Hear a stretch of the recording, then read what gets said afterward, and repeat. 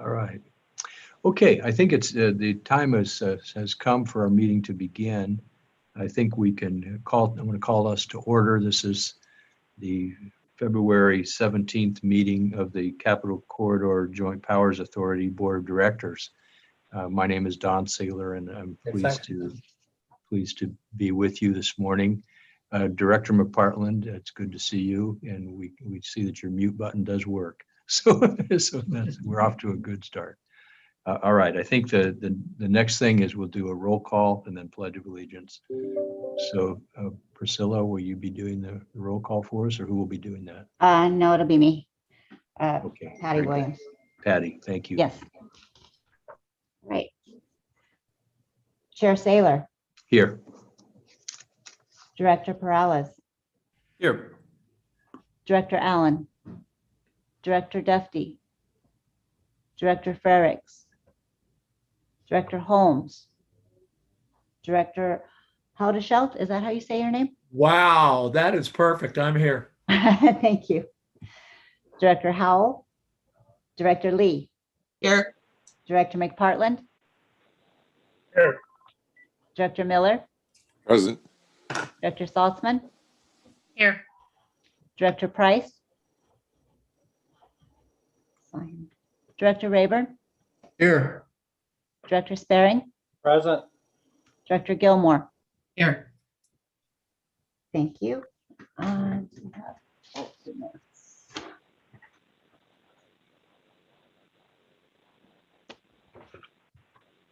We have a quorum. Director Ames is, Director Holmes. Did I call you already? Director Holmes.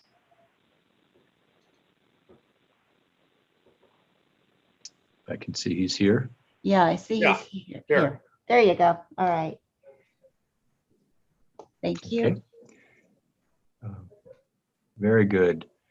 All right. Director Saltzman, would you do us the honor of leading us in the pledge to the flag? Sure, I'd be happy to. I pledge allegiance Allegiance to the to flag the flag of the United States of America and to to the the republic republic for for which it stands, one nation, under under God, indivisible, with with liberty and and justice for all. Thank you, everyone. We have several items of very great interest this morning. I'm going to move to item 3, which is the chair's report. Just as you all know, this is a virtual meeting, so all speakers, including our board and staff, are requested to announce their names as they begin to speak. The meeting is live streamed, and you can watch it by going through the link on our CCJPA website. You can also download the agenda and the presentation materials at that same website. Friends, please mute your microphones when you're not speaking to avoid background noises. And for public participants, your microphones are automatically muted. When we get to public comment opportunities, if you wish to speak, please dial *9 to virtually raise your hand if you're on the phone.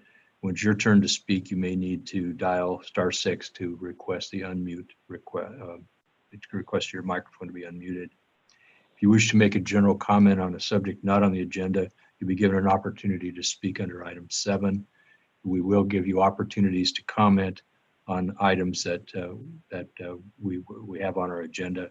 This will come after staff presentation and board questions, but prior to board action. Comments which have been received by email as of yesterday at 2 o'clock have been provided to the board and will be included as a permanent part of the meeting record. Comments that come in after that time will be provided to the board following the meeting.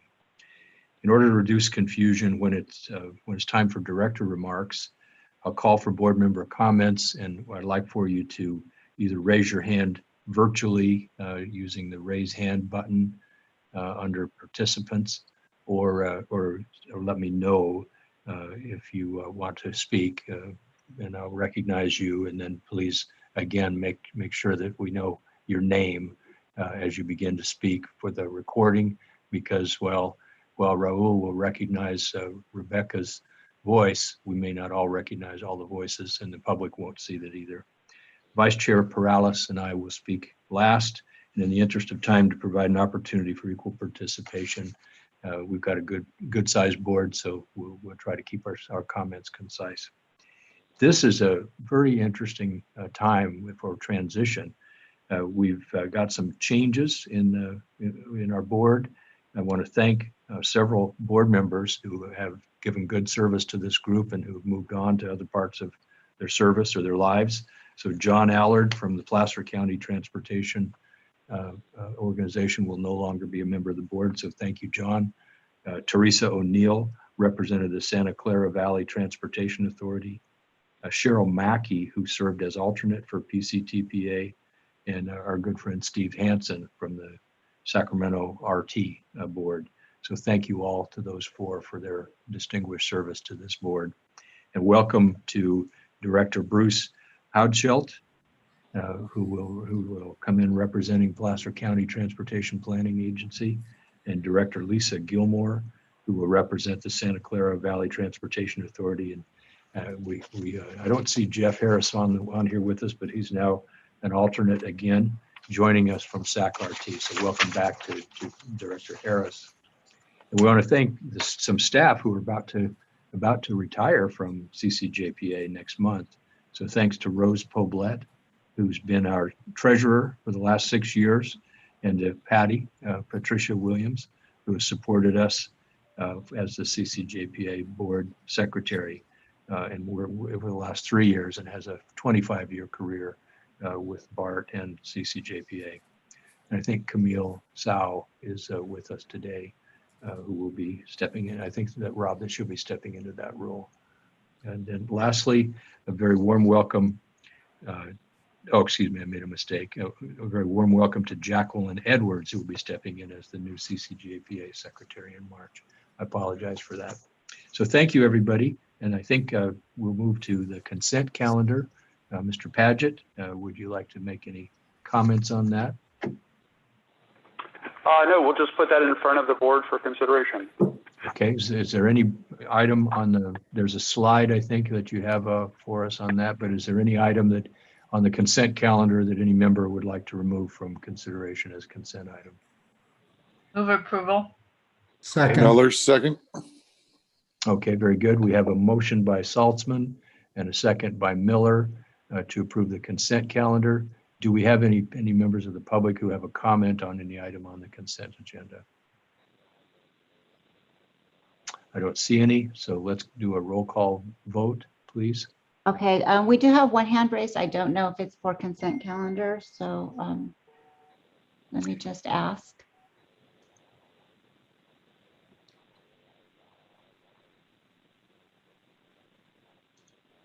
To the person who's just been unmuted, did you want to speak on consent calendar? No, I was just having a problem logging on to the meeting, but it's working now, so you can ignore that. Okay, thank you. Thank you very much. Let's do a roll call vote, please. All right. Chair Saylor, Yes. Director Perales, Aye. Director Duffy, Aye. Director Frericks, Aye. Director Holmes, Aye. Director Houdeshelt. As this is my first meeting, I'm going to abstain. All right. Director Lee, Yes. Director McPartland, Aye. Director Miller, Aye. Director Saltzman, Yes. Director Rayburn, Yay. Director Sparing, Yes. Director Gilmore. Yes. Thank you. Very Motion good. carries. Thank you.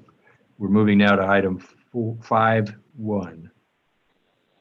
Rob, the COVID-19 update. Yes, good morning. And we have masks on because a few of us are in the room together, so hopefully everyone can hear us okay. For this first item, I will turn it over to Leo Sanchez, and he will provide a brief update on our response to the COVID pandemic, and in particular today, we have a lot of uncertainty ahead of us, but give you a little bit of a preview of our thinking as we look ahead to rebuilding our service. With that, I'll turn it over to Leo, and we should have some slides coming up here. Thanks, Rob. let's wait. Let's hold on 1 second and go the slides. There we go. If you can go ahead a few slides, Patty.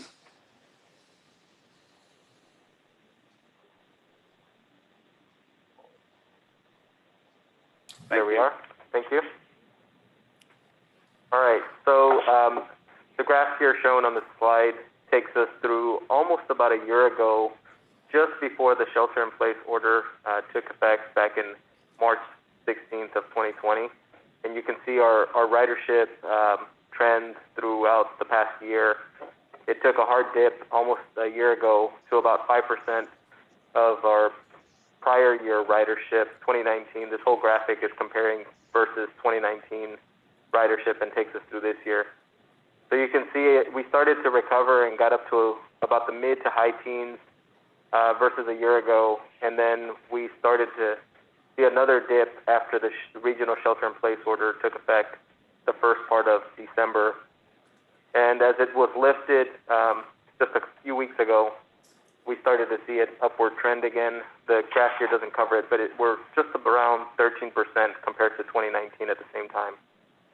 Next graph, or next slide, I'm sorry. All right, so here we're going to talk a little bit more in terms of our service restoration, as Rob mentioned. So we're kind of weighing a couple of things. One is our, first off is our critical factors that are going to be driving the service, and then right next to that will be our post-COVID service recovery. So I'm going to start off with the right side and talk a little bit about what we're looking at that's going to be driving our service ramp up. So first and foremost is health and safety. We're going to be keeping a close eye on mass vaccinations throughout the region. We're going to be watching the tiers and try to make sure that we follow the state guidance along the counties that we cover.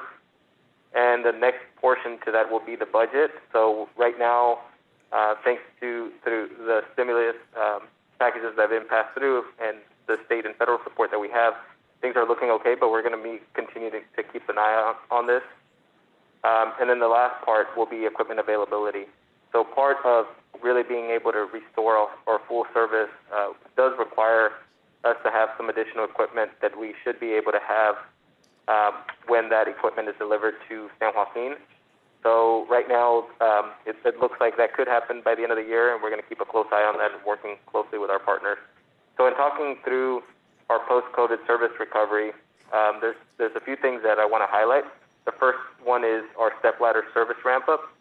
So we're looking through the weekday and weekend ridership, weekend and weekday ridership, and we're going to be thinking about a stepladder increase. So this would likely look at going from our current service level, which is about 16 trains per day and 10 trains per day on the weekend, and going up from that to 22 per day on the weekday and 16 on the weekend, and then eventually going up to our full service, which was 30 trains on the weekdays and 22 on the weekends.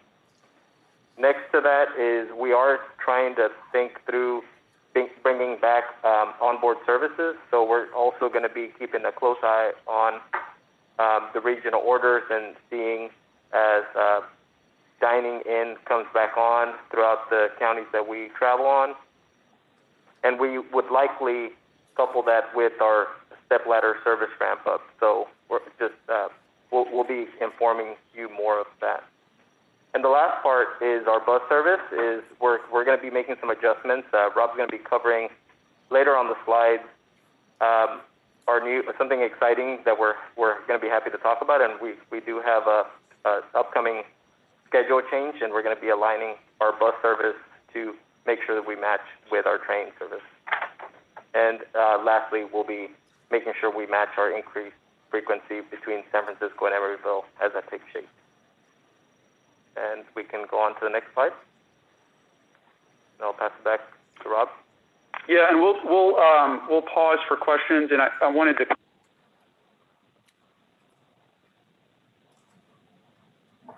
We've lost you, Rob. I can't hear you. Okay. Thanks, Don. So just to clarify the equipment issue, when we were ramping down our service, one of the things that we did to keep our finances in solid shape is the state of California owns all of the equipment for intercity passenger rail services. That's ours, San Joaquin's and Losan. And we are sharing that equipment, and there will be some new equipment coming in the San Joaquin's, and when that happens, it will free up equipment that the San Joaquin's currently has in place and shift that over to our service. So, this was part of our move. We let go of some Amtrak leased equipment early on in the pandemic to be able to manage our finances a little more carefully. With that, I'll pause for any questions on this item. Colleagues, are there any questions on the COVID-19 update? Okay. I would like to point out that there was one written comment received from Mike Barnbaum on this, and it was transmitted to you yesterday. And Thank there is you. hand raised, Chair Saylor. I don't see a hand, but Director is that- Saltzman. Director Oh, Saltzman. I see her physical hand coming up. Yes. So No. Director Saltzman has a question or comment. Thank you.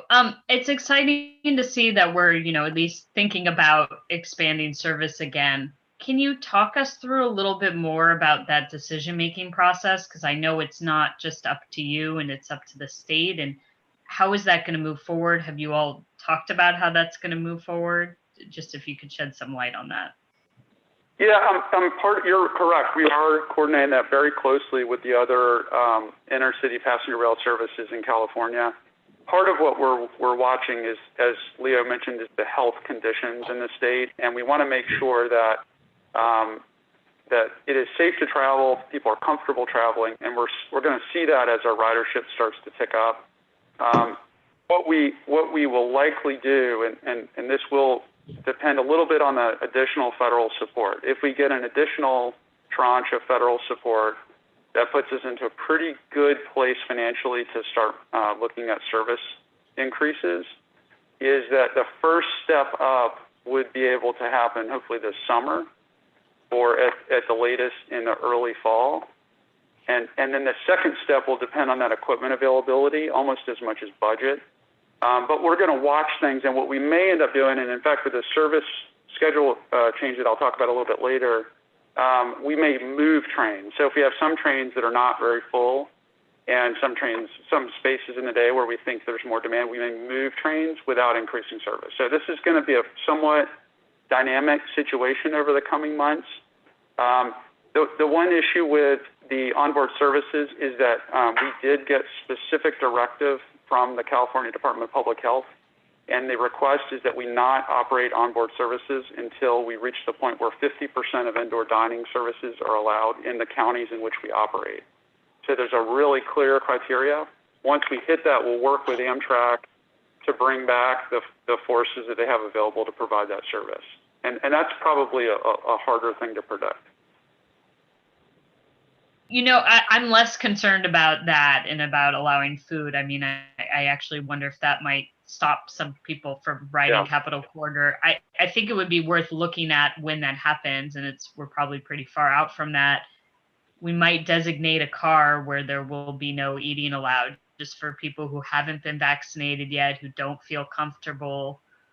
I don't know if I'd feel comfortable sitting on a train for 2 hours knowing that the person right across from me is going to be eating and not wearing a mask. So it just might be something to think about once we get to that point.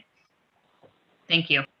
Yeah, that's a great suggestion, and I think we are, the team here shares your concerns, and we want everyone to feel safe, and so that's been our concern with allowing eating on the train. Thank you, Rebecca. Any other comments or questions from members of the board? Do we have any public? Oh yes, Director Lee. Thank you, Chair Saylor. Just as a follow-up for Director Saltzman's comments, I think what I'm hearing is that there are some sort of trigger scenarios around when these ramp up occurs. So I think in future presentations, like knowing what those trigger points are and whether they've been hit, I think would be helpful for us to understand, so that seems like the increase in service is intentional and done safe and rationalized. Sure, I think- absolutely. And one thing I should mention is we still are under the directive from the state to maintain 60% or less of our full service. So that does have to get formally lifted before we're able to do that. But yeah, we'll absolutely do that in future presentations. Of course, we don't meet until April, so there may be changes in the meantime. So I know you'll let us know in your updates of changes in this. Are there any Yeah, other members of the board with questions or comments? I don't see any. Is there any public comment on this topic? We've already heard from Mr. Barnbaum. His is in order. Right, and there are no hands raised in the meeting. Very good. So we'll move on then to item 2, the budget, the budget update. All right, and so this, and kind of pivoting off our last discussion, this is an item that will get covered by Kat Relucci, our manager of budget and operations, and she will cover the next 2 items which are related. The approval of the state's budget authority for the rest of the year, and then the Amtrak operating agreement. So with that, I'll turn it over to Kat Relucci. Good morning. Can you hear me okay? Yes. Yes. Good morning, CCJPA board. As Rob stated, I'm going to go ahead and cover the next 2 agenda items that are related. The first is to approve the FY21 budget and funding for Amtrak operations, and that's for the remaining 8 months of the fiscal year. And then the second is to execute the FY21 operating agreement for the time period that aligns with that funding. So for item V.2, the approval of the operating budget. So at the November meeting, the CCJPA board approved the Amtrak operations budget for the first 4 months of FY21. And that was for October 2020 to January 2021. Funding for these first 4 months included FY20 surplus operations funding, and that was a carryover of unexpended operating funds from the prior fiscal year due to savings from the Federal CARES Act, as well as FY20 CARES Act funding, which capped our expenses at 80% of FY19 billings. And the FY20 CARES Act funding has now been fully exhausted as of the January 2021 billing. And if you could advance to the next slide, please. A few weeks ago, the California State Transportation Agency provided CCJPA with a second allocation to support FY21 operations for the remainder of the fiscal year, the 8 months from February through September 2021. This is the budget that we are seeking your approval for today. The budget allocated supports the current level of temporary reduced service that Leo described in the prior agenda item. So the budget for the next 8 months is based on a conservative estimate of revenue at $3.3 million, estimated operating costs at $28.69 million, and a total funding need of $25.39 million. On the funding side, the budget includes $2.22 million remaining in FY20 surplus operations funding. Again, this is the carryover from FY20. It includes $13.4 million in FY21 federal emergency relief funding provided to Amtrak, and this was signed by the former president in December. And then lastly, it includes $9.77 million in FY21 operating funds provided by CalSTA. So we're requesting your approval for the FY21 operations budget and funding for the remainder of the fiscal year. And this concludes our presentation of the current agenda item. And we welcome any questions that you may have. Thank you very much, Kat. So our board, are there questions on this item? I don't see any hands raised. Is there any public comment on this action item before us? There are no hands raised. Okay, very good. So we have a recommended action to authorize the execution of the FY21 CCJPA Amtrak operating agreement. for the months of September, February to September 2021. Is there a motion to approve? Robert that? Rayburn, I'll move approval. Thank you. We have a motion by I'll second. Rayburn. I'll second. Okay, and a second by Director McPartland. Would you please call the roll? Chair Saylor, Yes. Director Perales, Aye. Director Allen, Yes.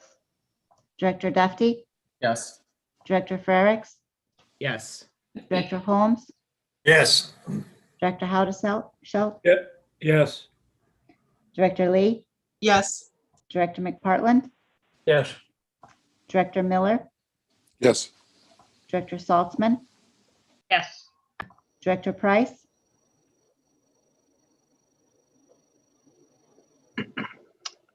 Director You're on. Rayburn, Yay. Director Sparing, Yes. Director Gilmore. Yes. Thank you. Carries unanimously. Very good, thank you. And I think that brings us to item 3. Is that correct? Yes, Okay, your next item, Kat. great, thank you. So item V.3 is the approval of the FY21 operating agreement.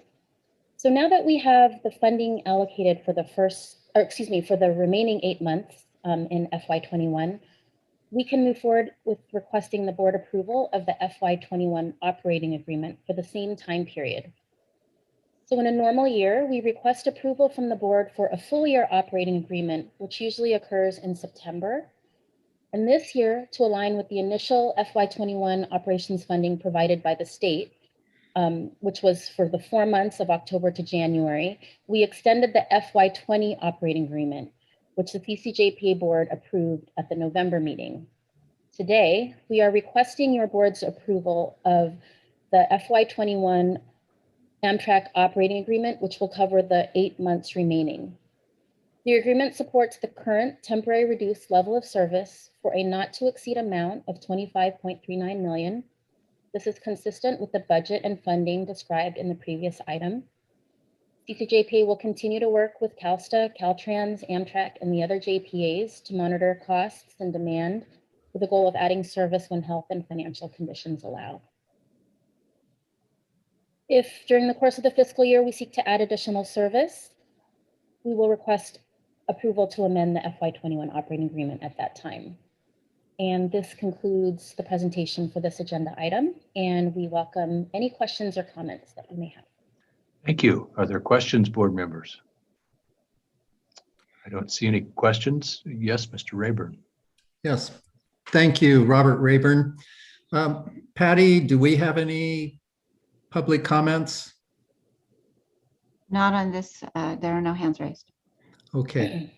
I want to make a comment regarding the connecting bus service in the agreement, in the extended version of the package, and point out that an augmented connecting bus network is possible since Assembly Bill 742 removed ticketing restrictions in 2019. Many of you remember working with us on that legislation. One example that I find is from the city of Truckee, where 25% of their workforce endures what we would refer to as a mega commute over 50 miles. The agreement shows that Truckee will be served by only 3 buses daily on Amtrak line 20A between Sacramento and Reno. To address the growing commuter needs and demands really over the coming year, I ask that we work with state and local officials to explore cooperative agreements as allowed in the Assembly Bill and reimagine the bus network as permitted by Assembly Bill 742. To add to this challenge,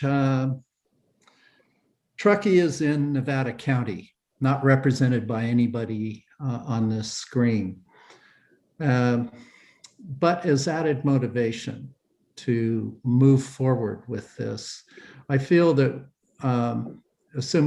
because Assembly Bill 742 also requires a report to the state legislature by January 1st of 2023. So I'm asking that we move forward with planning with state and local, bring in partners and start really addressing the needs of creating a network connecting to our rails. Thank you. Thank you, Director Rayburn. Mr. Paget, do you have any response to that? Yeah, very much appreciate the comment, and we absolutely agree with the sentiment. We are working with a couple of these partners currently. We will be coming back to you in April with the draft business plan for approval. And what I think we will do is include that as a very specific item in the business plan. And we agree that there are lots of opportunities, and in particular, given the reality of the fiscal situation over the coming few years in transit, we certainly want to not duplicate service and also make sure that service is open to everyone who can take it. And you're correct that Senate Bill 742 opened the door and now lets us take advantage of those opportunities. Okay, very good. Director Frericks, you have a hand? Yeah, thanks very much, Mr. Chair. I just wanted to specifically say to respond to Director Rayburn, I really appreciate you raising this issue. But also to say, yeah, while Nevada County isn't explicitly represented on this board, the border of Truckee and as Nevada County and Placer County is just right there.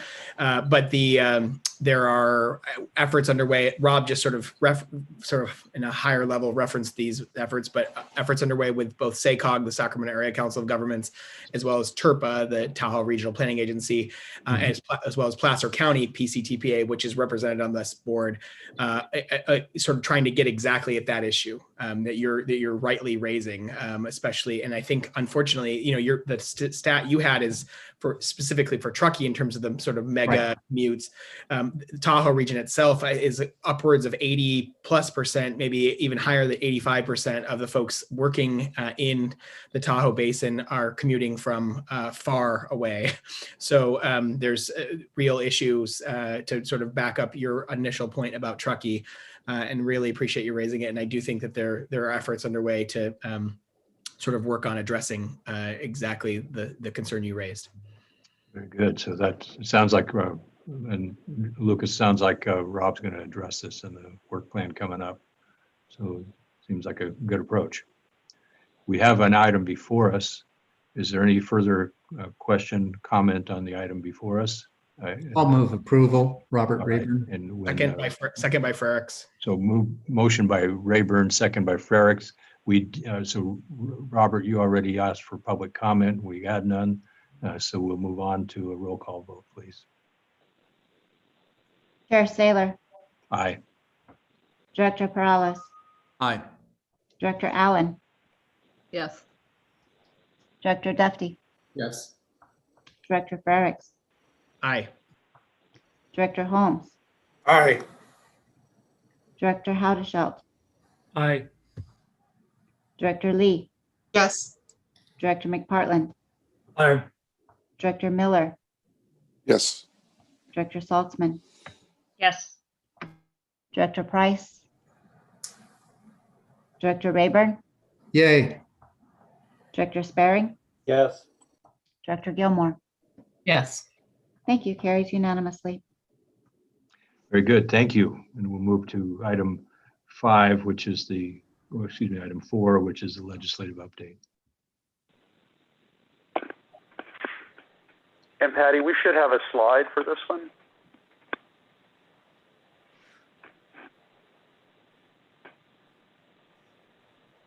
And just this is as a backdrop as I talk through this. In your packet, there is a summary of our state and federal legislative items that we're watching closely.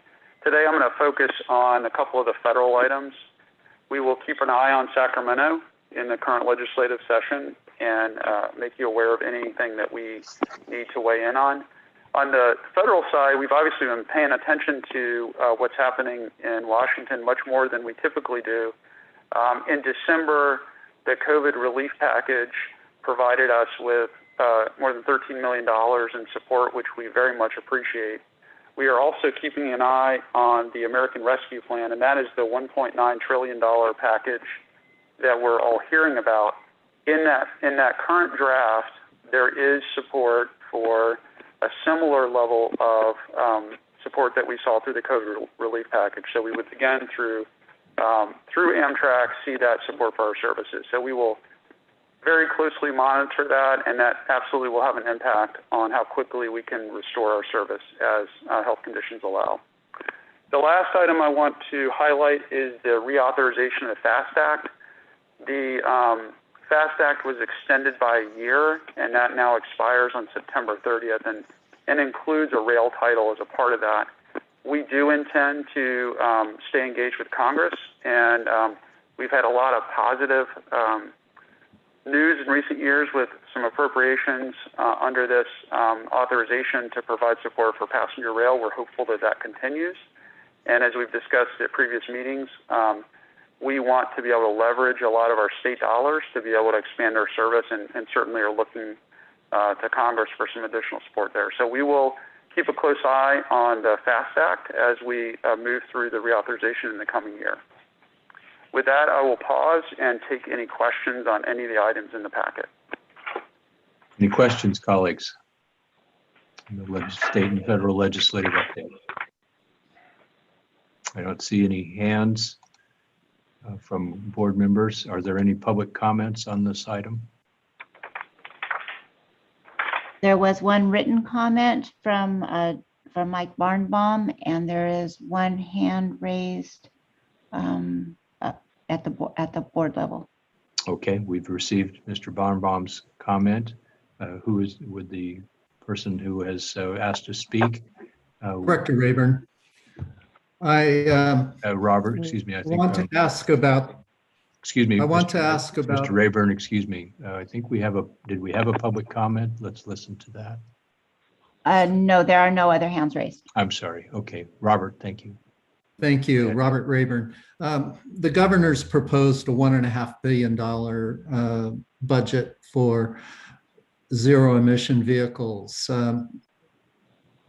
Mr. Paget, can you describe how that could apply to the Cap Corridor operations? Yeah, so I'll just mention a couple things. So I think you're aware we've been in partnership. This is a shorter term item, which is we're in partnership with CARB. We are testing our locomotives for renewable diesel, and we're nearing the end of that test. And so what that means is that warranties and all that will work. Siemens will be a partner on this, and we can shift all of our fuel source and significantly reduce our greenhouse gases. So that's short term. But long term, the state and the JPAs are looking at alternatives to our current diesel locomotives, and we are doing so through some, I think the state is providing some research dollars, but we're also going to hopefully work at the federal level in partnership, because we do think that there are opportunities to develop some technology to potentially move into this space on the locomotive side as well. Thank you. All right. Very good. No other questions. This is an information item. There's a lot of potential going on, a lot of potential this year for positive change in our business here. The next item is related to what we just heard from Rob.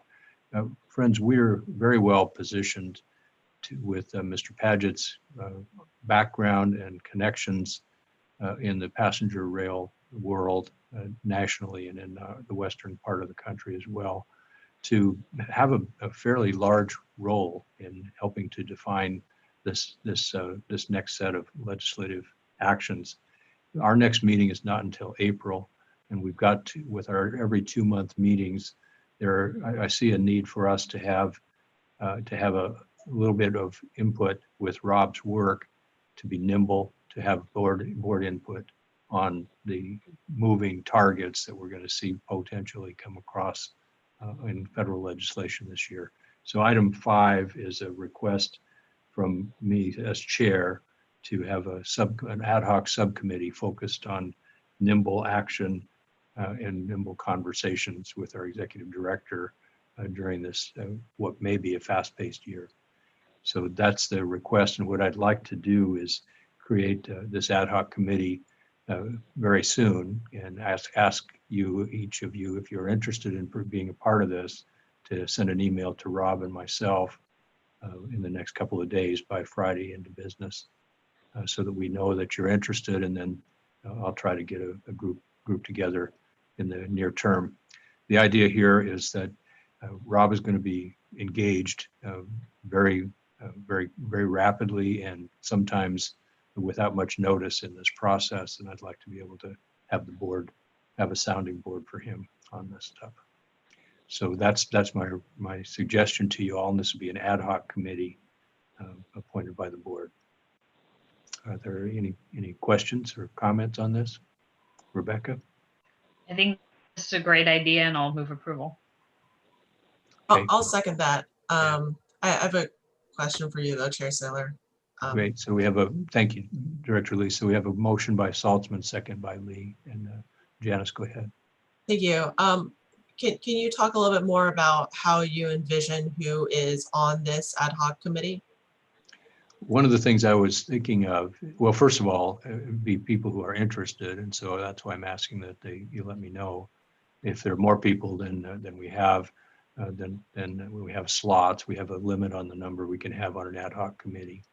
Then I'll try to look at a balance geographically across our lines. And then I'm going to look to the vice chair and past chair, and hopefully they'll be interested in participating. But beyond that, we'll see. So, do you have any comments on how that might work? No, that sounds great. I was just sort of wondering because I'm a little bit newer to this board and haven't been here for the creation of other ad hoc committees. Okay. Okay. Thank you for that. Any other comments or questions? Is there any public comment on this topic? There are no hands raised. All right. So seeing none and hearing no other comments or questions, please call the roll. Chair Saylor, Aye. Director Perales, Aye. Director Allen, Yes. Director Duffy,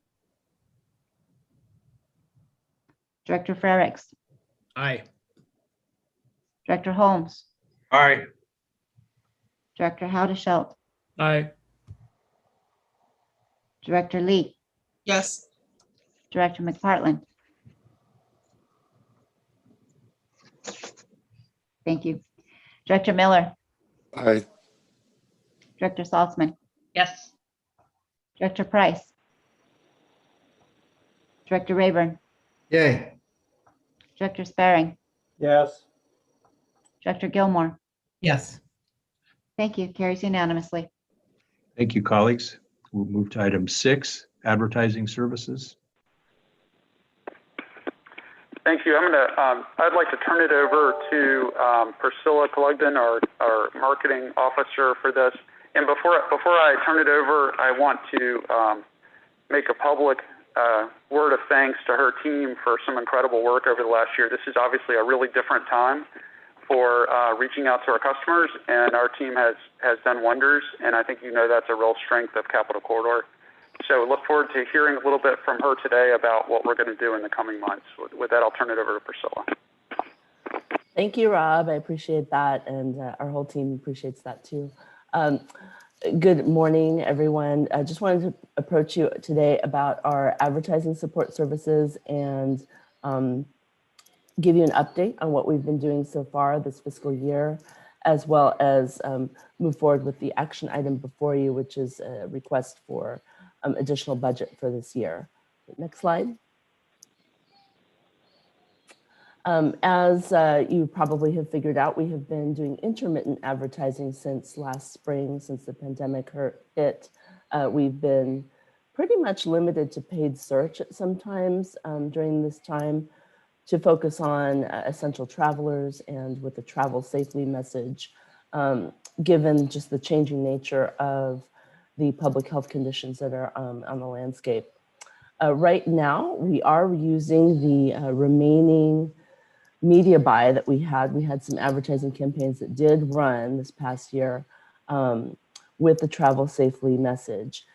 These were deferred from FY20, and we've been sort of saving them and using them this year.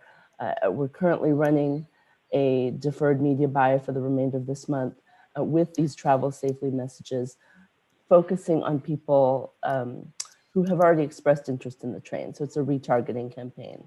And that basically is focusing on people who are willing to travel and who are considered essential travelers. Right now, our contract this month is ending with our current agency. So this is the reason that we are approaching you for a budget request. Next slide.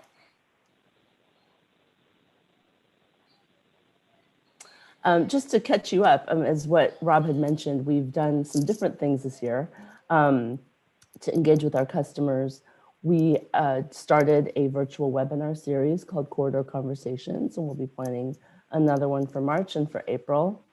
As well as we recently profiled a couple of our passengers who are riding during the pandemic, one of whom is actually a new rider and started during COVID. And I urge you to check those out. We've shared these via social media and put them on our website so that people can get a taste of what it's like to ride right now, as opposed to what it's been like in the past.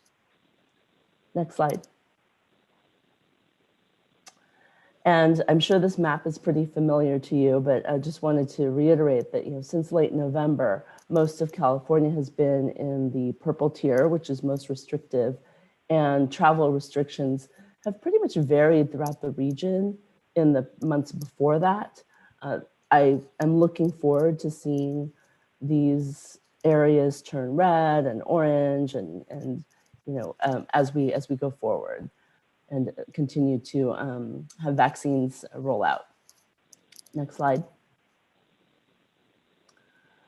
To give you a little bit of a look ahead at how we're looking at our advertising messaging and planning in these changing times, we've put together this series of phases, if you will, tied in with the different purple, red, and orange tiers.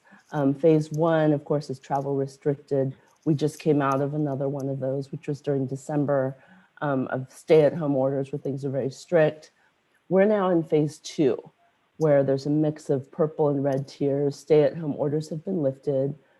We focus primarily on essential travel and convey, that we have a safe environment to offer on our train. And we're looking forward to moving into phase 3, where travel will be much more allowed, limited, and people will have the sentiment of wanting to travel a lot more, which I think we're all eager to get back to. But this chart here indicates when we'll be able to move into those areas, because we are under some restrictions on how much we can advertise and promote the service according to public health conditions. So this indicates, once we start to move into more orange tiers in different areas, we'll be able to have a much more active role in our advertising and move on to phase 4, when we can encourage travel and do business and leisure travel again. Next slide. So we've been doing some thinking about what our ridership recovery marketing plan would be, and there will be definite market research needed to sort of establish where are our customers coming from now, how often will they travel and such. We'll have to develop an advertising plan. There will need to be some travel partnerships later on once travel is in the encouraged phase, as well as what kind of promotional offers will be attractive to travelers as we go through each phase. Next slide. So with that today, I'm seeking the board's authorization for $137,500 from our FY21 marketing funds. This is to cover support services for advertising for the remainder of this fiscal year. And I expect that once we have allocation for FY22, we will be coming back to you for a more sizable advertising budget to help us through recovery. And with that, I can answer any questions you may have. Yes, thank you very much. I think this is an action item for us. Are there members of the board who have questions? And after that, we'll go to public comment and then board action. Any questions? I don't see any board questions. Is there any public comment on this topic? No, there are no hands raised. All right, very good. Are we ready for a motion? I'll move it. Thank you, Mr. McPartland. Howard seconds. Very good. We have a motion by McPartland and a second by Howdeshell.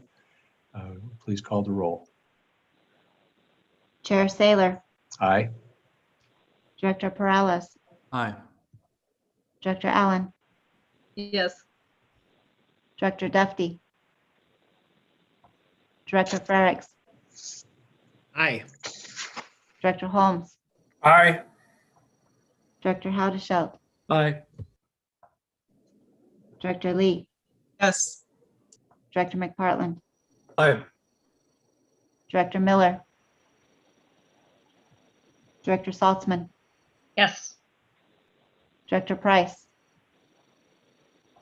Director Rayburn, Yay. Director Sparing, Yes. Director Gilmore. Yes. Thank you. Motion carries. Fantastic. Thank you, everybody. We've completed the items listed for action on our agenda. We have some very interesting informational items coming up. So Rob, the next one is item 7, the capital projects update. Thank you, Chair Saylor. So real quickly, before we get into the big presentation on link 21, I want to pause. In your packet, there is a list of all of our ongoing capital projects. And I want to give you an opportunity to ask any questions about any of those that are underway. So I'll pause there for any questions. Any questions, colleagues, on the capital projects listing on page 30 of the packet that we have before us? I don't see any questions, Rob. So we All right, great. proceed. Yeah, you go to the next agenda item. Yep. Yep. All right, we are excited today to bring you our guests from the Bay Area Economic Council Institute. This project was funded by the state through a TIRSIP grant, and we appreciate the support of CalSTA and the state of California in this important effort. As you are aware, we have supported this study as a part of our partnership with Bart to move forward on this potential transformational project in Northern California. As you will hear from the presentation today, the challenges and opportunities facing our region extend across Northern California, and through this unique partnership between Capital Corridor and Bart, we are well positioned to deliver real change to our regional transportation system. Before I turn it over to the Capital Corridor Project Manager, I would like to give Bob Powers, who is the Bart General Manager and also serves as the CCJPA Executive Director, an opportunity to say a few words. Thanks, Rob. My name is Bob Powers. I am in the conference room here with Rob down at on the 19th floor here. So I did want to just say a couple of words here. So I think we got the project and the effort, the initiative here really got off to a positive start. We last couple of weeks we partnered with the Bay Area Council. You heard from Rob, and we did a nice presentation there with the Bay Area Council and Bart and Capital Corridor. Well received, very informative, a lot of people on the call, a lot of good energy, a lot of good questions there. And it's very exciting, this project. And, you know, there was a talk here on, you know, the discussion about folks commuting long distances. And, you know, you're going to hear a little bit today about the mega region and some of the work that the Bay Area Council did with that. So I wanted to thank Jim Wunderman and the staff of the Bay Area Council for their work in partnership with this effort here. And the other point not to be missed in this effort as it unfolds, and, you know, this board will be getting routine briefings, you know, from Rob and I, as will the Bart board and many other boards throughout the region, that this really is a partnership, you know, the primary partnership with Bart and Capital Corridor, but by extension, it is a very strong partnership with the state of California. And is evident by when we did our kickoff meeting with the public and the Bay Area Council, it was after Jim Wunderman kicked it off. The Secretary of Transportation opened it up with some very constructive, very thoughtful comments, and we are in a good position to partner with the state on this effort. So it's exciting. And with that, Rob, I'm going to turn this over to Camille. Yep. Camille from Rob's staff, who is Camille's program manager for Capital Corridor on this effort for Link 21. Thank you, Rob and Bob. Hi, I'm Camille Tsao with the Capital Corridor. I'm the Link 21 program lead on our side. Could we have the next slide, please? I'm just going to give you an update on the program before I turn it over to the Bay Area Council Economic Institute. Next slide, please.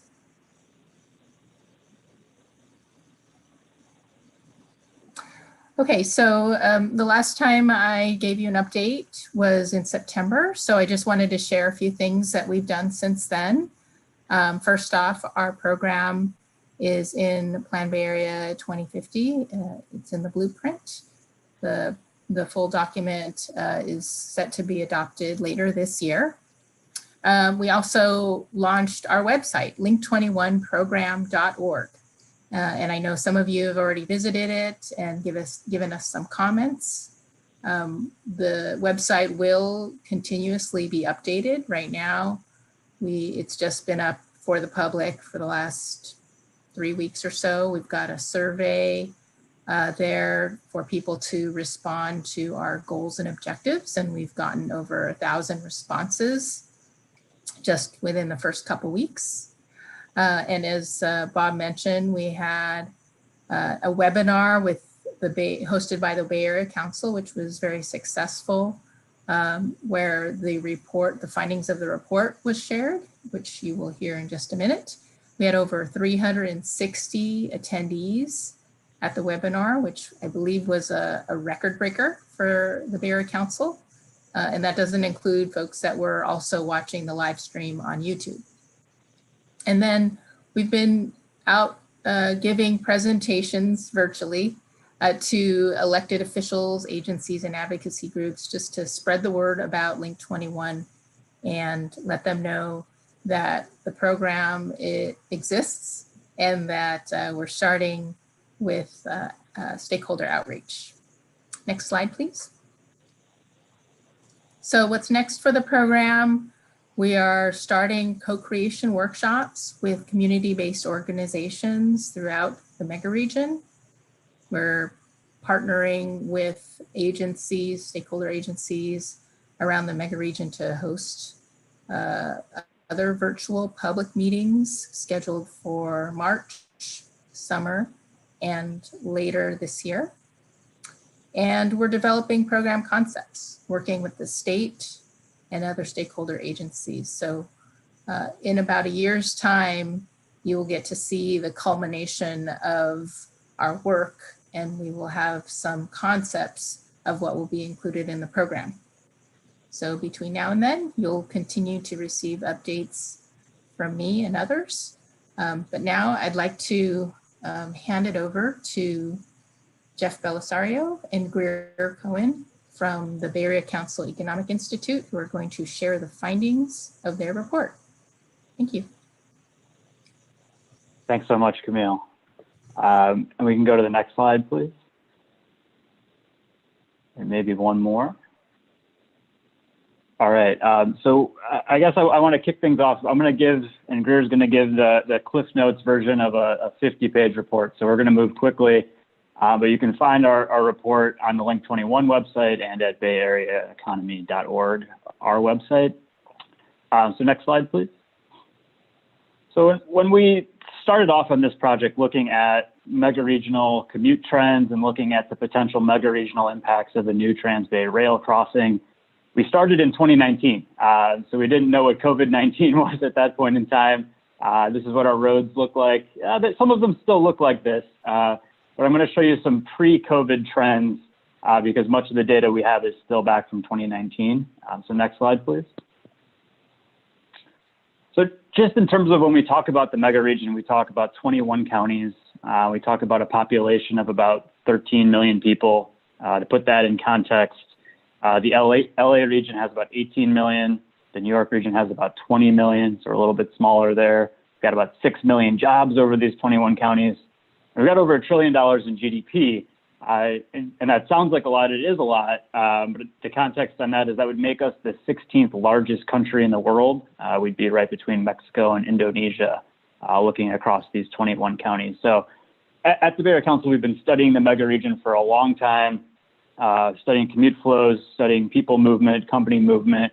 And we set it up as 4 subregions here, but these are artificial boundaries. Goods move across these counties and regions, people move across them. But there are a few agencies and governmental entities really looking mega region wide. The Capital Corridor, though, is one. So we wanted to talk a little bit more about the transportation trends within the region here. Next slide. So the first piece we highlight, and we often talk about our population trends. So here on the right side, we do show that from 2012 to 2020, numbers-wise, population growth still very much concentrated in what we'd call kind of the core Bay Area counties. Santa Clara, Alameda, Sacramento is near the top of that list. Even San Francisco County has had pretty strong population growth over the past decade or so. But if you look at the percentages there, places like San Joaquin County and Placer County are having the fastest growth. And many of those, call them collar type counties around the Bay Area region, are having the fastest percentage population growth coming out of the last recession, the Great Recession. So we're looking at 2012 to 2020 here. Next slide, please.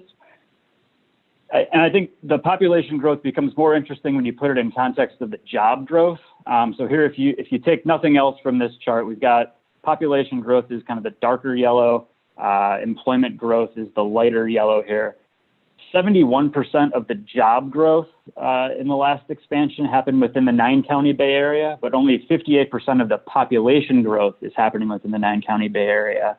And if you look kind of away from San Francisco, and the Bay Area Council is a San Francisco-based organization, but if you look at the population numbers as you head east, East Bay growing quickly, the Sacramento area growing quickly, the northern San Joaquin Valley growing quickly, but all those bars are larger than their job growth, which will take me to, I think, the next slide, please.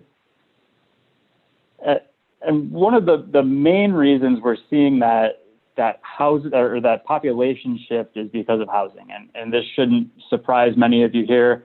We know home prices are high. They're particularly high in San Francisco and along the peninsula. What has happened, though, is the home price delta. And just as an example, between Alameda and Sacramento County, that delta in 2012 was $200,000. In 2020, it's now $500,000. So home prices are driving a big piece of that population shift that we're seeing around the mega region. Next slide, please. So it's with that jobs housing mismatch, and I think that sets up our whole conversation here. With that jobs housing mismatch, and we've talked about it a little bit, we see more and more people commuting into the 9 counties or having those mega type commutes where they're commuting across regional boundaries. So here it's nearly 200,000 people in 2019 were commuting into the 9-county Bay Area. You see the growth numbers there, particularly from Sacramento and from the northern San Joaquin Valley growing quickly. When you look at commutes going in the opposite direction, the scale there is not really close to the number of people that are coming in. So we do think there's a big opportunity for jobs to eventually follow population and having more commutes, more balanced commute across our 21 county mega region here. Next slide, please. So I mentioned those long commutes that are happening, and here we show the travel preferences first of all people employed in the Bay Area. And I show transit here in gold at 12%. And then we show people that are commuting in from outside the 9 counties, transit just 4%. So again, part of that opportunity here in pushing more people onto transit, making transit more competitive with the car to make those long commutes, because that transit mode share here for our mega regional commuters is just a small slice of the pie. Next slide, please. And we've mentioned this a little bit too, a lot of numbers on this slide, but I'll point you to the right side. So the darkest orange here are commutes over 50 minutes. The top line in each of these is 2018. The bottom line is 2010. So kind of no matter where you're working, and this is all by work location, in the 12 non-Bay Area counties, those commutes are getting longer. In the 9 Bay Area counties, We've gone from 11% to 19% in the 50-plus minute commutes. And then in particular, looking at San Francisco and San Mateo counties, that commute has just exploded from 15% of the working population to 24% of the working population in 2018. So commutes are getting longer distance-wise, also getting longer time-wise. The next slide, please. And then I think this is my last one here before I turn it to Greer. Just pointing out again the key gateways of the mega region, and we look particularly along the Capital Corridor line, along I-80 from Sacramento toward Richmond, and then along the 880 corridor between Oakland and San Jose. Those are the corridors, and purple here is bad. Purple here is congestion. So those are the corridors that are most congested within our mega region. And again, we think there are big opportunities to drive people from the roadways onto transit post-pandemic. Let me go to the next slide. So you're probably saying, all right, Jeff, you just gave us a lot of 2018, 2019 numbers, but remote work has happened. We have a pandemic. The world is changing, but I think some of those trends still support the mega region. I'm going to turn it over to Greer to talk about some of our post-pandemic mega region numbers that we're watching. Yeah, thanks, Jeff. So in addition to the analysis that Jeff just explained about how the mega regional economy was connected before COVID, we've also been tracking some preliminary data points to shed light on how the post-pandemic mega-regional economy might take shape, sort of while recognizing that there's still a lot of uncertainty around things like the continued level of remote work and other lifestyle changes that could impact travel habits. These next set of data points help to begin to understand what the mega-region might look like after the pandemic. So you can go to the next slide. So first off, we looked at office job growth over the course of 2020 across 4 different subregions of the mega region. So this chart shows job growth across 3 sectors that predominantly employ people in office jobs: information, finance, and professional services. And as you'll see, these jobs have recovered faster to pre-pandemic job levels in the Sacramento area than the San Francisco Bay Area. So this trend indicates an accelerated disbursement of office jobs throughout the mega region. You can go to the next slide. So despite that shift in how office job growth is trending, the various mega regional geographies are still experiencing overall employment opportunity quite differently. So the San Francisco Bay Area still has the lowest level of unemployment as of the end of 2020. So this shows December 2020 unemployment levels. You can go to the next slide. We've also been looking at rent costs over the course of 2020 in the mega region, and we found that rents grew faster outside of the San Francisco Bay Area. So you'll see some of the major metros in the San Francisco Bay Area, which are in teal on this chart, actually fell pretty significantly, while metros such as Stockton, Sacramento, and Salinas saw faster growing rent costs over the course of 2020. So this trend sort of shows the beginning of a shift in housing preferences away from the San Francisco Bay Area to other areas of the mega region. You can go to the next slide. This map further exemplifies that shift in housing preference. So it shows change of address data from USPS. So a red dot means more people moved their address away from the city than to the city over the course of the pandemic, while a green dot means more people moved to the city than away from the city.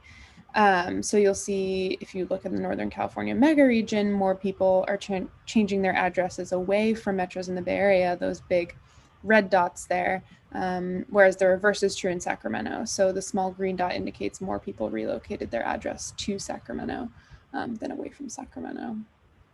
So these data points sort of indicate that the mega region may be moving towards having a more dispersed workforce and population coming out of the pandemic.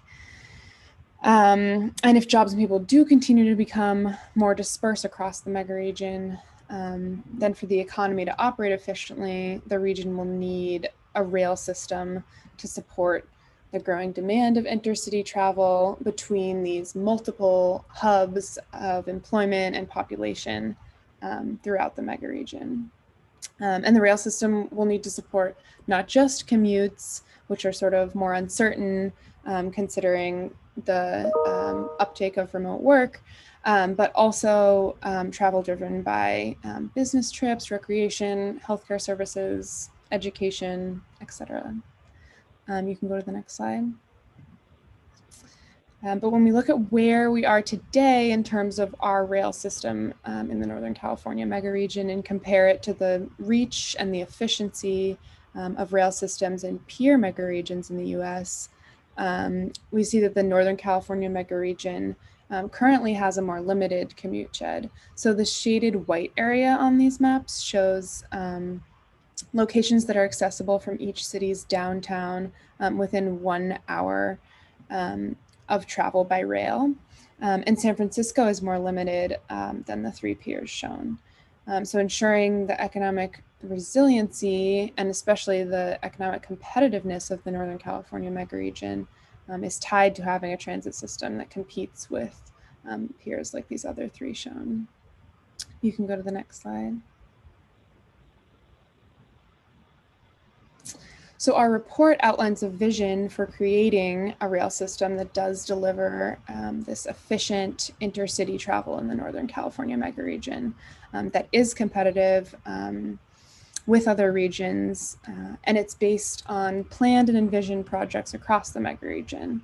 And as this map shows, the Transbay bottleneck is, if the Transbay bottleneck is alleviated with a new rail crossing, then it allows for the expansion of the rail network across the whole megaregion. So the new crossing not only supports the San Francisco and the Bay Area market, which we believe will continue to be a big travel market in the megaregion after the pandemic in the long term, but it also catalyzes investments that improve efficiency and access by rail to other locations in the megaregion that are poised to grow in the wake of the pandemic. You can go to the next slide. So overall, in short, early trends are showing how housing and jobs are shifting throughout the megaregion. And those trends underscore the importance of efficient passenger rail connectivity across the megaregion. And the new Transbay crossing is key to unlocking not just a new connection into San Francisco itself, but also as a catalyst for other investments across the megaregion that together create a better transit access to new and to growing travel markets. And San Francisco will likely remain an in-demand market for travel in the wake of the pandemic, but these early trends of growing population and jobs in other parts of the megaregion show that the demand for trips to and from these other locations is also likely to get bigger. And this wider travel market will be driven not just by commutes, but other types of intercity travel. And Link 21 sets the region up to deliver those intercity trips of various purpose between these locations that are currently underserved by transit more sustainably and more equitably. And also this connected passenger rail system that the new Transbay crossing unlocks is essential to ensuring that the Northern California megaregion remains competitive against other megaregions in the US, as well as other large metros internationally. So as Jeff mentioned, the full report is on our website at bayareaeconomy.org if you're interested in sort of checking out the report in more detail. And we can open it up to any questions if there's time on the agenda for that.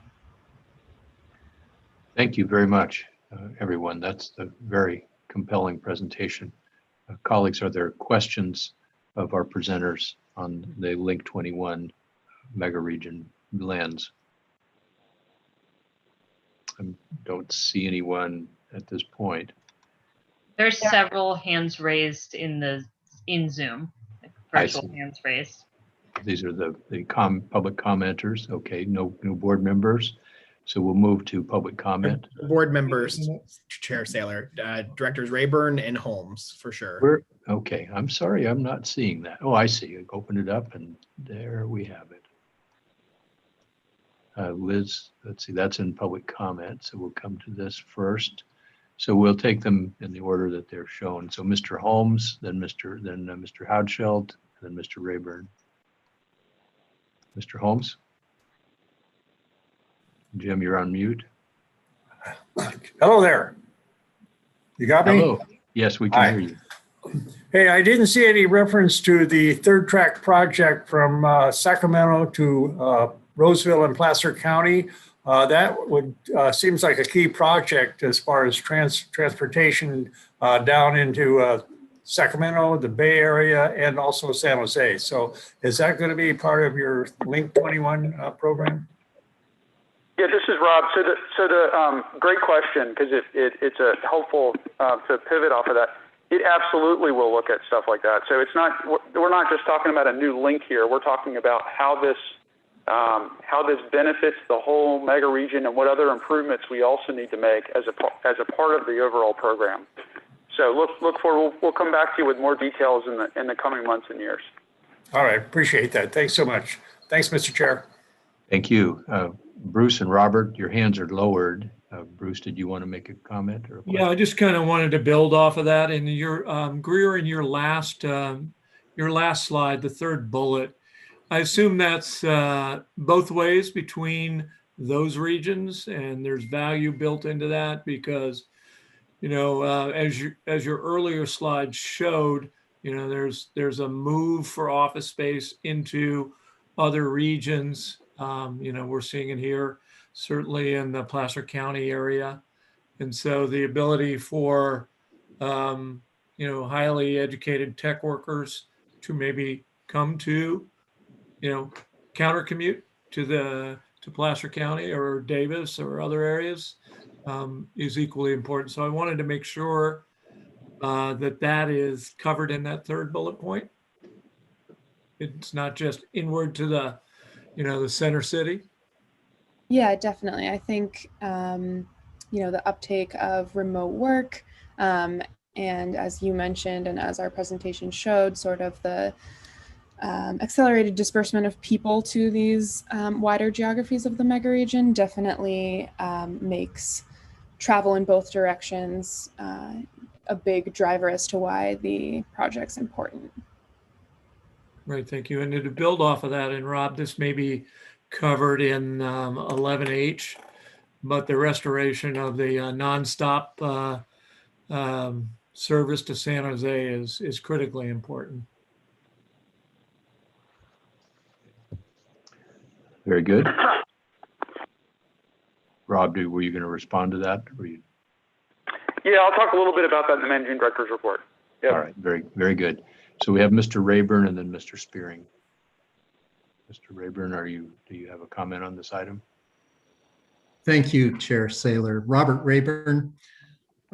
This is a very exciting project that transcends past experiences with building huge projects, and by including equity, as well as a number of other aspects. And it's taking into account that the population growth is on the periphery right now, with Placer and San Joaquin County leading the way and creating an over jobs imbalance.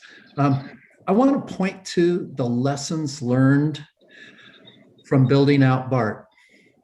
And number one, Bart was overly costly because it was a brand new system.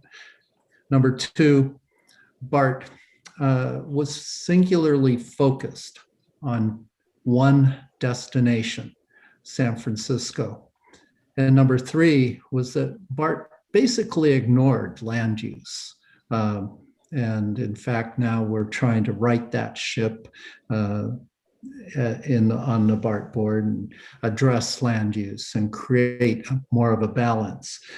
I think that what Link 21 is offering is the opportunity to save costs by rebuilding existing networks, by integrating integrating the fare mechanisms and as well as the connecting services.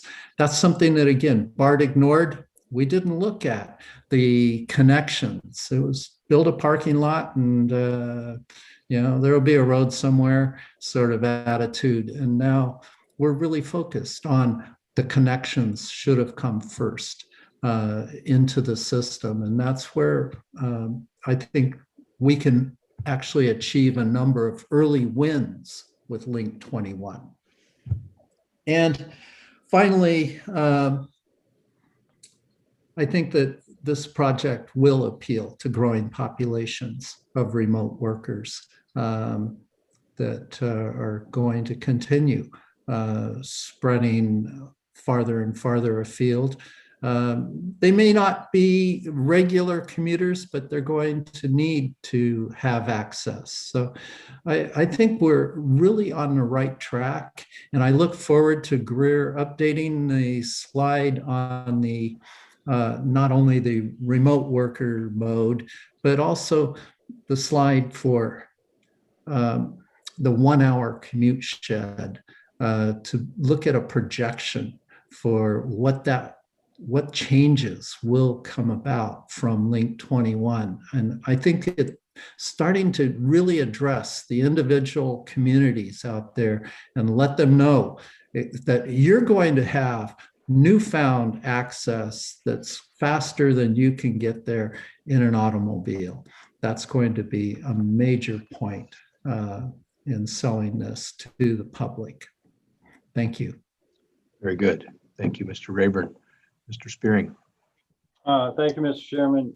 Just a couple comments. In our Bay Plan 2050, we show a very large number of telecommuters. And, if you look at what's going on in the country today, that is the trend. And, experts are saying that a large number of the workforce will not be commuting. And so on a regular basis. So, I'm hoping that's being considered. The other is, the cost of this. I notice we're not showing those costs. This is in the billions of dollars. And for the Bay Area and our regional plan, we're billions of dollars short now. And so I'm not sure where this money would come out of the system and, what project would be jeopardized.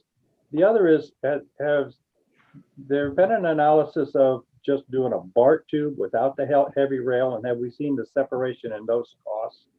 And I think that that's something that certainly needs to be looked at. And the last thing, if we're going to talk about this rail system, is there a discussion about a regional rail consolidation or coordination? I really think it's very short-sighted to talk about a mega project like this without really looking at how these systems are run. And they're really not well connected, I think. So, when you talk about BART, Caltrains, Capital Corridor, that list goes on, all separate boards and agencies, and really that needs to be part of this discussion. Thank you, Mr. Chairman. Thank you. Great comments. I think that the overall comment about budget and timeline those are items that are sort of moving targets. This is in flux, but perhaps our presenters would like to make an observation around those comments. Camille, you want to handle that question? Yeah, we have a timeline right now of 2040 that will continue to be updated as we develop the program further.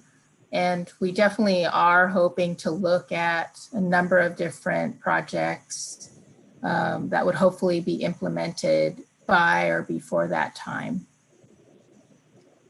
Okay. Very good. And the funding is yet to be determined. That's one of the obvious challenges that the project faces. Are there any other questions or comments from the board before we turn to the public comment that we've got? I don't see or hear anyone. So we'll go to public comment. We have one hand raised. And this will be Liz Ames. And Ms. Ames, if you would limit your comments to about 3 minutes, that'd be great. Sailor, this is Liz Ames. Can you hear me? Yes. Oh, thank you.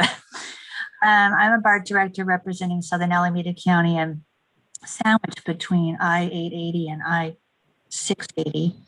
And I see this super commuter phenomenon. It's sad to see we have gaps in the system where people are compelled to drive. I see this news article here from the Mercury News that there's 90-minute commutes coming from Solano County, 74% is coming from Solano County, 58% is coming from San Joaquin County. And I believe that a lot of these commuters are going to San Jose and the peninsula, because that's where I'm at. I'm at the crossroads of the super commuters. And I would urge the board, I really appreciate the last board member comment, because I do see a lack of coordination and gaps. There's a Benicia Rail Bridge, I'll call it that, because it spans Solano and Contra Costa.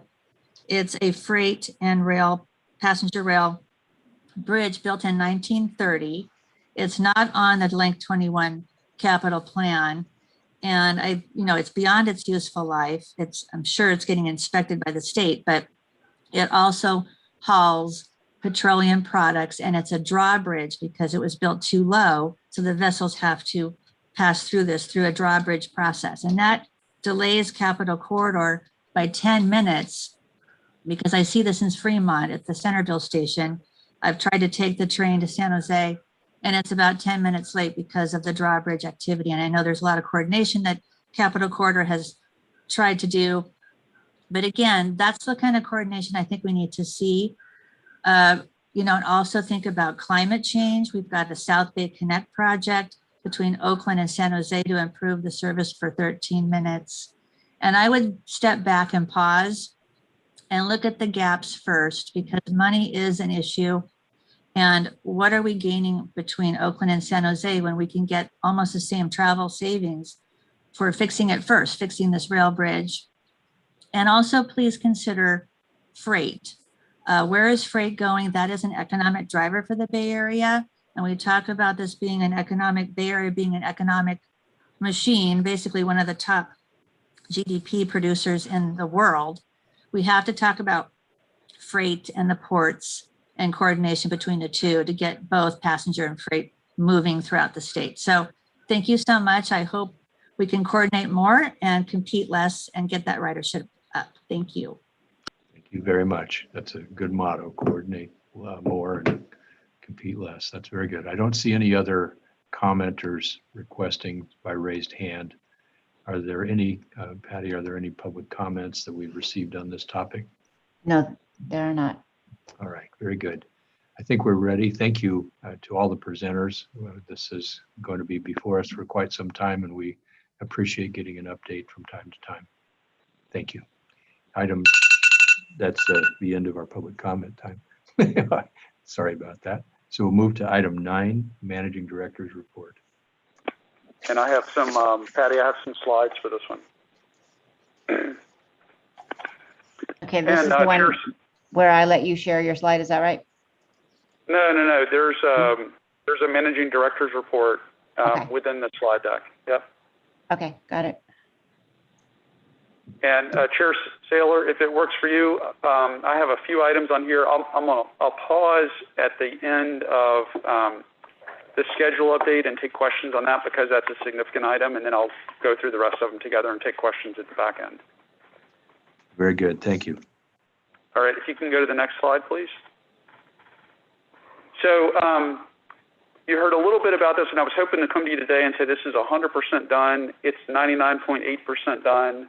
We are working on final approvals with Union Pacific. We have been working over the course of many months on a schedule change, and as others have alluded to in earlier presentations, we coordinate with Union Pacific. We have to run our trains with freight service, and also in some areas share tracks with Caltrain and ACE, and need to make all that work. So at a high level, what you will see when this is out in public is a regular service pattern, what some call a pulse pattern, which is a more predictable approach to our arrival and departure times. This was something that's a big part of the state rail plan. It allows more coordination with local transit services, more predictability in departures. It also helps in dispatching and can help improve reliability. Because we have single track territory for part of our service area, we can't perfectly do this, but it's better. So we're moving in the right direction. It will improve our connections, as I said, to other transit services, but also to Bart at Richmond Station, where we have lots of transfers. We're also dealing with some of the reliability issues that we had built into our previous schedule, so we expect our reliability numbers to go up. But we're going to be closely monitoring that with Union Pacific in the coming months. As of this morning, my expectation is that we will be able to start this new service schedule on the 29th of March, but we want to give our customers lots of time, and we'll publicize this quite a bit as it comes out. One of the things that we're going to do is show the full 15 round trip schedule, even though we're not going to run that in the beginning. We're going to continue to run the 8 round trips, but we want to show our customers that we do have a big vision for where we're headed here in terms of our overall schedule. The biggest change, a lot of these are relatively small changes on individual trains, but the biggest change in this new pattern is that we will now have a direct service from Auburn all the way to San Jose. So that single round trip a day used to end in Oakland, and with this new change, we'll go all the way to San Jose. Eventually, as you're all aware, we will go to 3 round trips to Roseville and expand that service further. With that, I'm going to pause and actually let me mention one more thing, and it goes back to the comments earlier about Truckee and some of the new patterns we're seeing. This service pattern, although the changes are somewhat mild in terms of the significance, it is intended to capture those long-distance travelers. We want to make sure that we're set up for those who are coming into the Bay Area to Silicon Valley, but also those who are headed up to Sacramento, because as others have mentioned earlier, we do have a lot of travelers that head up to Sacramento, sometimes for the day for work, sometimes as a long-distance commuter, and we want to make sure that our service suits those travelers as well. So with that, I'll pause and see if there are any questions. Okay, any questions on the schedule change and I don't see hands from the board, so we can move on. Okay, great. And Patty, if you can go back to the slides.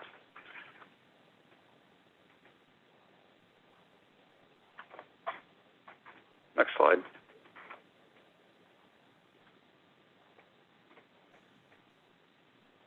So first I want to highlight the recently released annual performance report. And if you have not had an opportunity to take a look, this is our first entirely online performance report. We think this is going to work well and let us share our success through a lot of our social media outlets.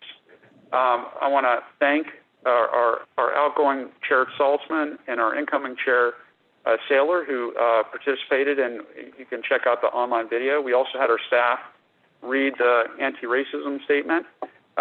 Overall, this is a really dynamic product, and I think you'll be pleased. So I encourage those who are on the board to take a look, and those who are listening in today to do the same. Next slide. So I wish I could just scroll through this slide without pausing, but I'll highlight the good points on this graphic here. This is the first 2 months of FY 21. On-time performance, we're at target here. Next slide. Our revenue is well below last fiscal year and actually a little bit below even our conservative estimate. So we're still, as Leo mentioned earlier, hovering in the 12-13% of ridership from last year. So we're below target at this point. Next slide. And the same is true with ridership, and this is a month-by-month ridership comparison to last year. I will say in the last couple of weeks, we're starting to see a return. We're still not quite where we were, say, in October, November, but I do think we're starting to see a slow return to our service, and we'll keep our eyes out in the coming months. Next slide. Next thing I want to touch on is our right-of-way program, and as you're well aware, we have been challenged with trespasser fatalities and are actively working with Union Pacific and Amtrak and some of our local communities. So there's a lot of work on the ground to try to secure the right-of-way. You can go to the next slide. And this just gives you a snapshot of the kind of work we're doing. So we're doing our best to keep the right-of-way safe and not occupied with fencing where we have a lot of folks crossing the tracks. We also are working with our local partners so that when we see issues on the tracks, we can respond as quickly as possible. And we want to do everything in our power to keep this area as safe as possible. Next slide. And here you see a summary of our customer feedback in recent months. We're still low, so we don't have a lot of customer comments compared to historic numbers. But the really good news on this graphic is you're seeing a lot of neutral comments. And what a neutral comment tells you is that we have a person who reaches out to us through one of our channels, and we're able to get back and respond to their question. And really, we see this as a positive. As you know, we've worked over the past year on improving our channels of communication, and we see this as an outcome that we had hoped to see. And before I wrap up, I want to, if I could go to, I think Travis has a slide we're going to show here. I want to thank two people on the phone today. The first is Rose Pobletti, who has been our controller for the last 5 years, and appreciate her service. And then Patty Williams, who is running the show, and cannot thank her enough. This has probably been the hardest year, I suspect, of her career. And it is certainly not easy, and we want to extend our appreciation as staff for all of her support over the last 24 years. With that, I'll pause and take any questions.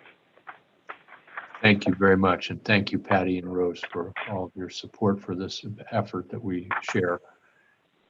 Thank you very much on behalf of the board. Thank you. Are there questions from the board on the managing director's report? Very good. I don't see any hands or hear anyone, and I don't see any hands for public comment. Is there any public comment on these items? There is one public comment that has been submitted via email from Mike Barnbaum, and it was transmitted to you yesterday.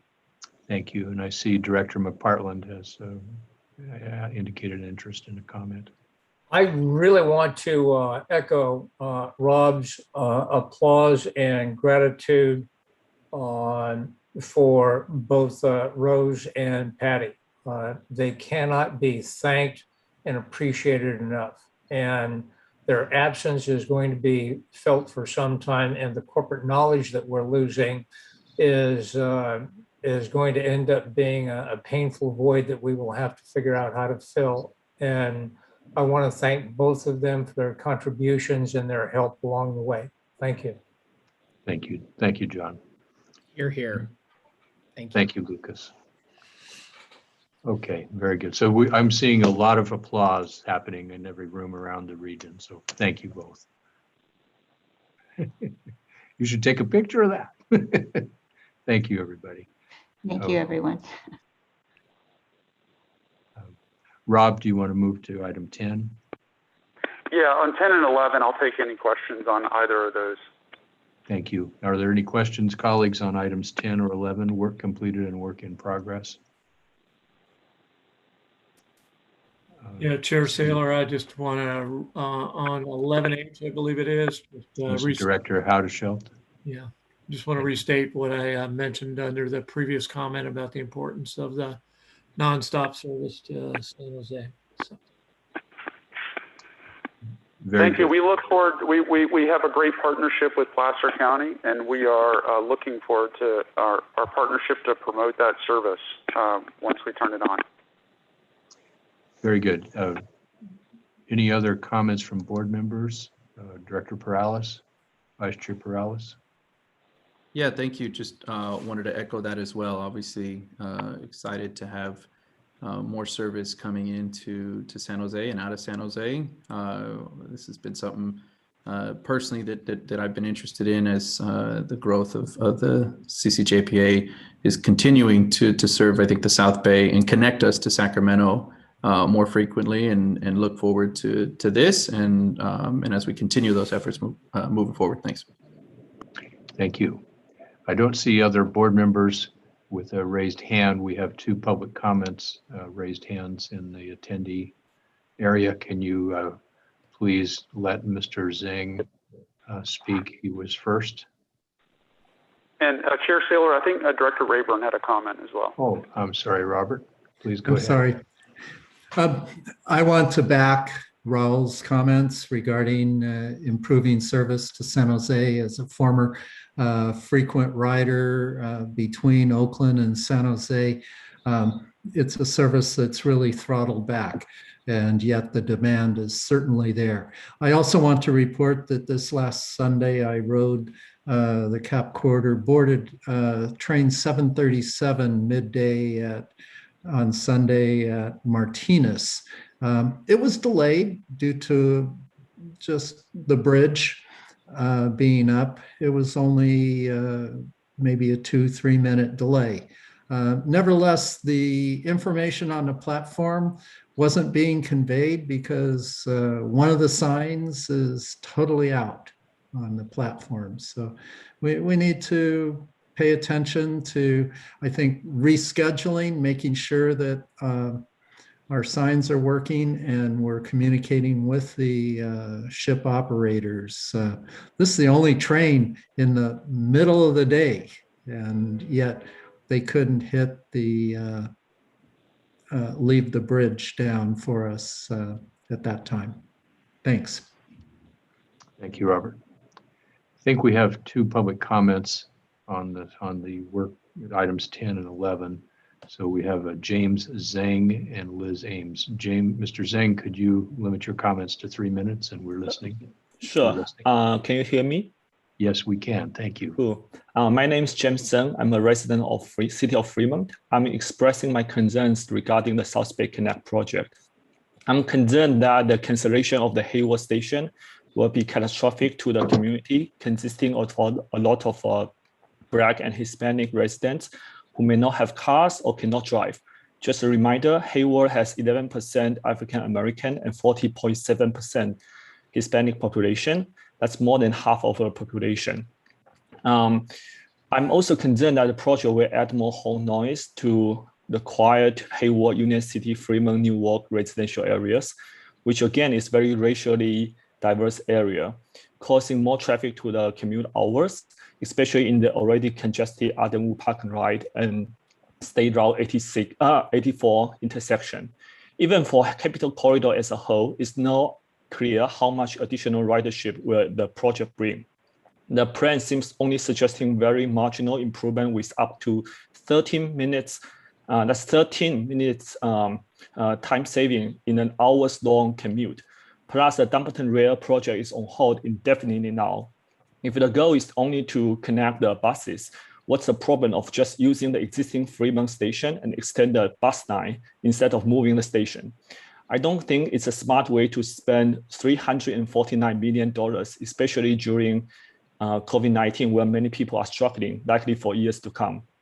I believe that the CCJPA does not want to have the impression that they only cater towards the rich commuters, a lot of whom work in tech, with 13 minutes of time saving at the cost of Black and Hispanic communities and $349 million of taxpayer dollars. I repeat, the last thing CCJPA wants is to cater towards rich workers with 13 minutes time saving at the cost of Black and Hispanic communities and $349 million of taxpayer dollars. This is not only a local issue, this is a regional issue. I participated in all community town hall meetings as well as several city council meetings where the program managers presented the project. In all of these meetings, there are overwhelming concerns from the public and city leaders. There's an online petition with more than 1,400 signatures, change.org/no-coast route. And then the project has received wide objections from almost all cities around the project line, including Hayward, Union City, San Leandro, and Fremont. All of them have sent pretty straight and strong opposition letters to the project management. I will encourage the board to read those letters and make them permanent records, if not already. Despite that, the project seems still continuing. I believe it's not a good idea to continue the EIR, which itself will cost millions of dollars, given overwhelmingly strong opposition from the Mr. community. Zhang, thank you. Thank you very much for your comment. We'll now move to Liz Ames. And Liz, Ms. Ames, you have 3 minutes.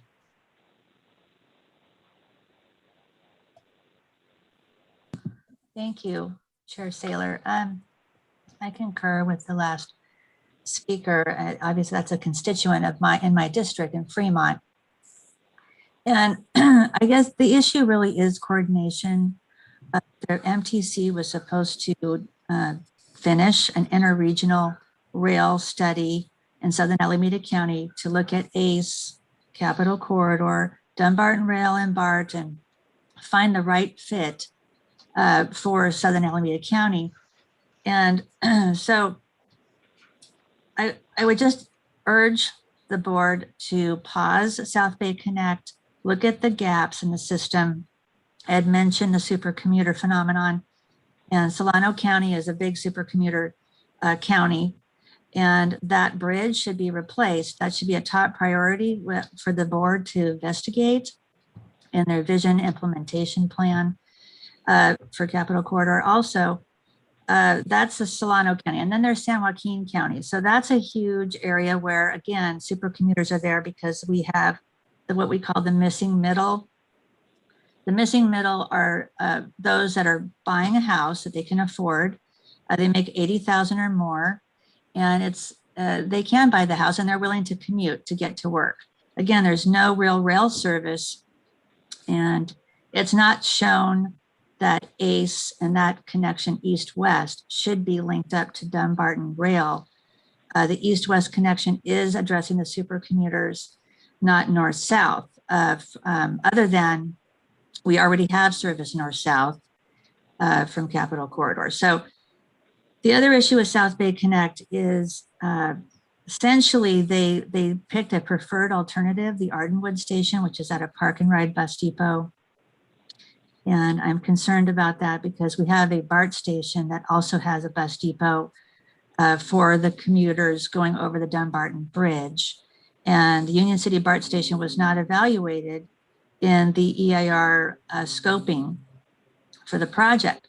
So I question why Ardenwood was selected as the preferred site. I think that if South Bay Connect wants to, embrace these other comments, they should rescope the project and also look at the buses clogged on the Dumbarton Bridge.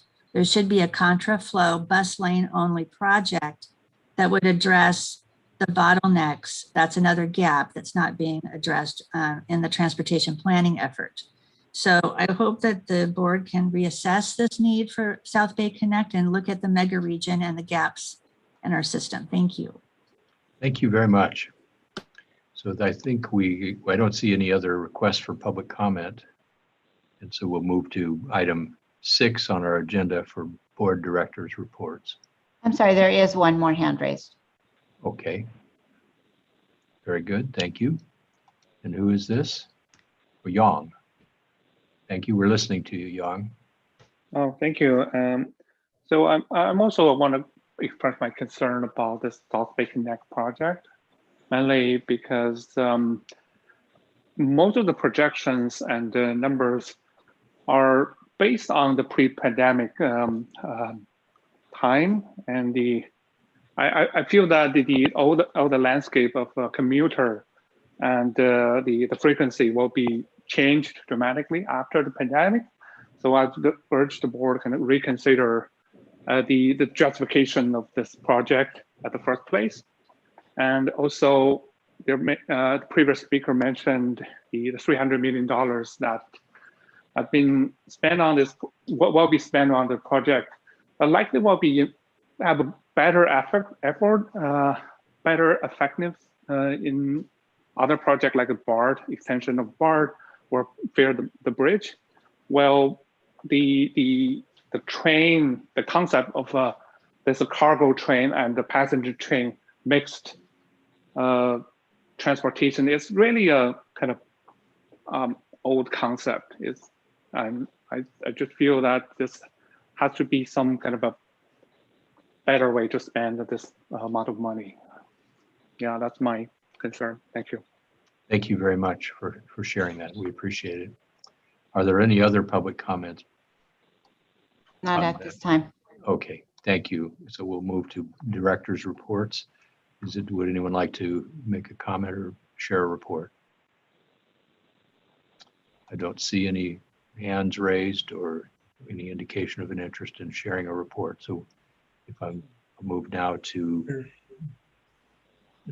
public comment on items not on our agenda. Do we have any requests? Oh, Bruce, I see you've raised your hand. Did you want to make a report? It's not really a report. It's more of the way of an introduction and an appreciation. So I look forward to learning about each of your areas as a member of this JPA. This is reminiscent of the area I grew up in. I grew up in College Park, Maryland, which ultimately became the end of the Green Line of the Metro. So a lot of I have an enthusiasm, not just because of where I came from. I've been in California for 30 years, but I have a love for what is being done with this JPA. So I just wanted to share that. Thank you. We very much appreciate it and look forward to working with you. Yeah. I think we all have a certain passion for the rail, so it's good to have you with us. Okay, any other reports or comments from the board? Seeing none, do we have any? We're now we're kind of nearing the end of our time, so we have at least one member of the public who'd like to address us. I'm going to ask if you can limit to 2 minutes so that we can hear from you and then move into our closing of the meeting. We have one commenter request with a phone number of 707 area code. Would you like to talk to us for about 2 minutes, please? Yes, this is Doug Kerr. I'm with the Rail Passenger Association of California, otherwise known as RailPAC.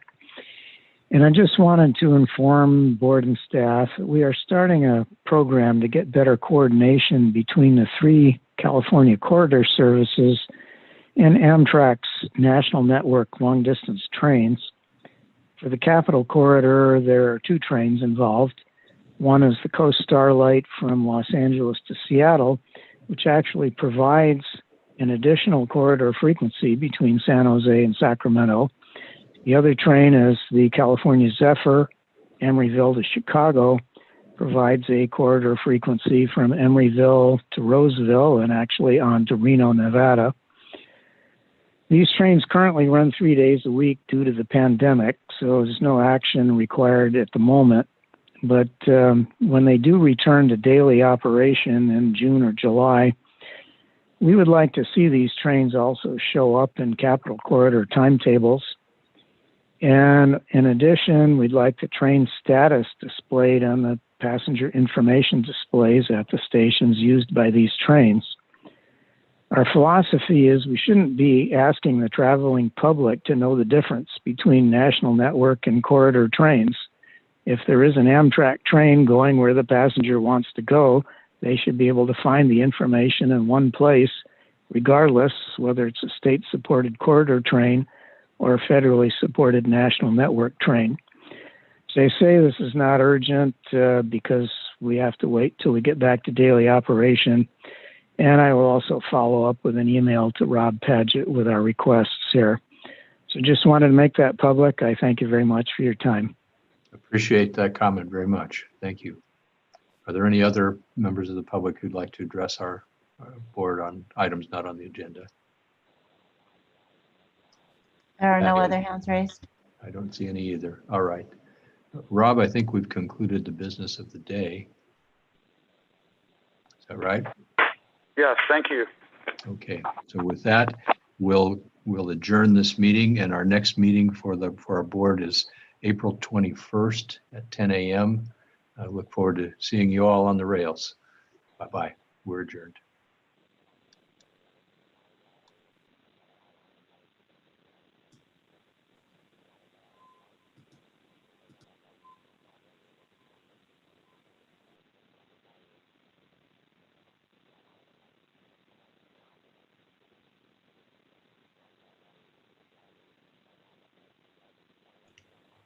Okay, Travis, is there anything I need to do as far as the YouTube goes?